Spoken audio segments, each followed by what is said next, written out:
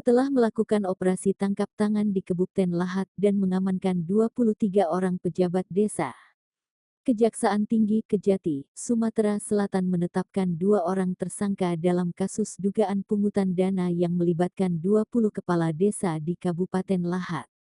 Kedua tersangka masing-masing berinisial N selaku Ketua Forum Kades Kecamatan Pagar Gunung dan JS yang merupakan bendahara.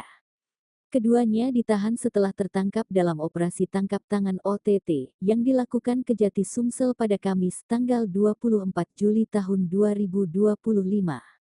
N dan JS terbukti berperan mengumpulkan seluruh kades dan meminta uang sebesar 7 juta rupiah per desa. Modusnya, uang itu disebut untuk kegiatan sosial dan akan diberikan kepada aparat penegak hukum APH, ujar Asisten Bidang Tindak Pidana Khusus Aspitsus Kejati Sumatera Selatan Adriansah, saat konferensi pers di Palembang, Jumat tanggal 25 Juli tahun 2025. Adriansah menyebutkan, 20 kepala desa lainnya telah dipulangkan dan kini berstatus sebagai saksi. Sementara itu, kedua tersangka ditahan selama 20 hari ke depan di Rutan Kelas 1 Palembang, terhitung sejak tanggal 25 Juli hingga tanggal 13 Agustus tahun 2000.